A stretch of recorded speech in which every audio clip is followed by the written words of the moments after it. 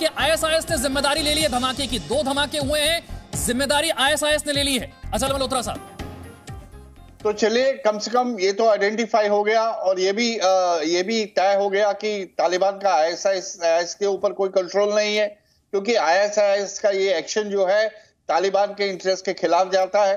तो आप समझ लीजिए कि जो अफगानिस्तान में ऑलरेडी इतनी कॉम्प्लेक्स सिचुएशन है, ये और भी कॉम्प्लिकेटेड हो गई है। अब सिर्फ इसका असर इमीडिएट इंपैक्ट सिर्फ इवैक्यूएशन पे नहीं होगा, ये आने वाले समय में और भी बहुत सारे जो है एस्पेक्ट्स, उसके ऊपर इसका असर दिखाई देगा। और वो सबसे बड़ा इंपैक्ट यही होगा कि अफगानिस्तान भी आतंकवाद के जो है एक टेरर फैक्ट्री के रूप में पूरी दुनिया के सामने आने वाला है आने वाले दिनों में। और इसका जो है नुकसान भुगतने के लिए खास तौर से वेस्टर्न पावर्स को तैयार रहना चाहिए। और ये सभी, जो मैं बार बार कहता हूं कि जो वेस्टर्न पावर्स जो ये यहाँ सिचुएशन क्रिएट करके निकल गई हैं, वो इस बात को रिग्रेट करेंगी कि उन्होंने एग्रीमेंट तो चलिए 2 मिनट के लिए हम मान लेते हैं कि पूरी उम्र भर यूएसए यहाँ नहीं बैठ सकता था, लेकिन जिस तरह से उन्होंने 2020 29 फरवरी को एक आतंकवादियों के साथ हाथ मिलाकर एक एग्रीमेंट साइन किया, वो अपने आप में ही गलत था। और उस एग्रीमेंट को उन्होंने ड्यूली इलेक्टेड सरकार के ऊपर इंपोज किया, वो गलती नंबर 2 थी।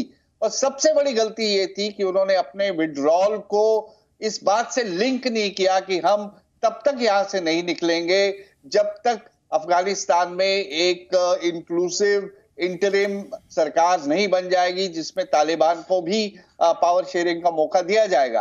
तो आपने अपनी निकलने की जल्दी में पीछे इतना कियोटिक छोड़ दिया, और अब ये सब उसी का नतीजा है जो आपके सामने आ रहा है। अब इसको संभालना बहुत मुश्किल है, अब वो बहुत देर हो चुकी है। मेरा कहने का ये मतलब इस समय बहुत देर हो चुकी है। कह रहे हैं कि संभालना बहुत मुश्किल है, बहुत देर हो चुकी है। रक्षा विशेषज्ञ तेज टिक्कू साहब भी हमारे साथ जुड़ गए हैं। तेज टिक्कू साहब, यहां तो साफ हो गया आईएसआईएस ने जिम्मेदारी ले ली है धमाके की।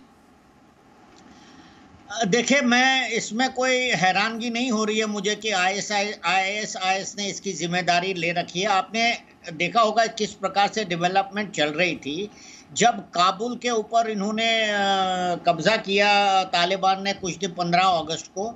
उन्होंने वहाँ के जेल में जाकर जैश-ए-मोहम्मद और तहरीक तालिबान पाकिस्तान के मिलिटेंट्स को रिहा कर दिया, छोड़ दिया। और उन्होंने आईएस खुरासान के कमांडर की इंटरोगेशन की, वर्बल इंटरोगेशन की, और उसको उधर ही मौत के घाट उतार दिया, क्योंकि तालिबान नहीं चाहता आईएस अफगानिस्तान में पनपे। और इनके ऊपर कंडीशंस रखी थी, खासकर रशिया ने और अमेरिका ने, कि आप आईएस को अफगानिस्तान में ऑपरेट नहीं करने देंगे। और आईएस ने इसका बदला लिया है। ये सीधा बिल्कुल क्लियर है। हमें पहले थोड़ा शक हो रहा था कि ये आईएस क्यों ऐसा करेगा, लेकिन अब ये बिल्कुल क्लियर है। और आपको मालूम है आईएस जो है एकदम से बहुत खतरनाक एक्शन लेता है। उनकी वायलेंस जो है बहुत ज़बरदस्त होती है, बहुत खून बहाते हैं वो लोग। और ये उनके कमांडर का जो, देखिए बड़ी खबर ये भी है कि ब्रिटेन ने आपात बैठक बुला ली है। इस धमाके के बाद ब्रिटेन ने आपात बैठक बुलाई है।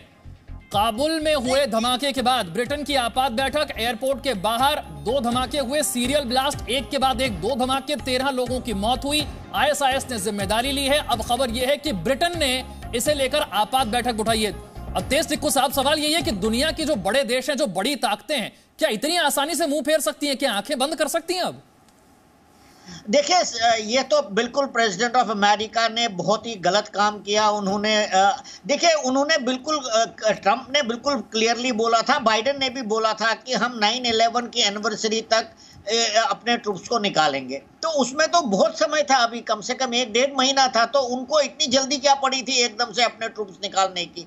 और जब तक अमेरिकन और नेटो ट्रूप्स वहां रहते, तालिबान की हिम्मत नहीं थी कि वो अमेरिकन ट्रूप्स के ऊपर या काबुल के ऊपर हमला करते। लेकिन वो रात को उन्होंने बोरी बिस्तर बंद करके चला गया। ये तो बहुत इरेस्पॉन्सिबल एक्ट था अमेरिकन प्रेसिडेंट के लिए। और इसलिए वहां पर भी अमेरिका में भी उनकी बहुत जबरदस्त बरसना हो रही है।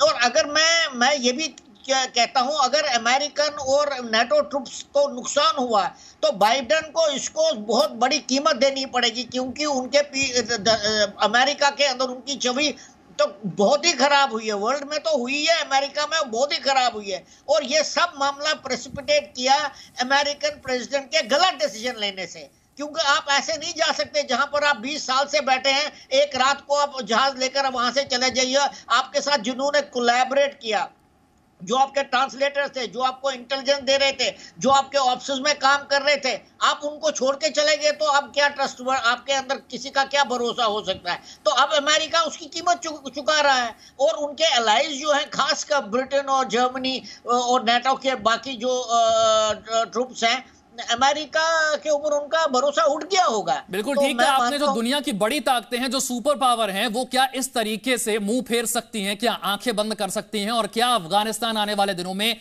आतंकवाद के एक बड़े केंद्र के तौर पर उभरने वाला है? क्योंकि ये तस्वीरें तो यही बता रही हैं। अफगानिस्तान के काबुल में 2 धमाके हुए हैं, एयरपोर्ट के बाहर सीरियल ब्लास्ट, एक के बाद एक 2 धमाकों में 13 लोगों की मौत हुई है। ISIS ने जिम्मेदारी ली है। Presenting B News app available on Google Play and App Store. Download it now.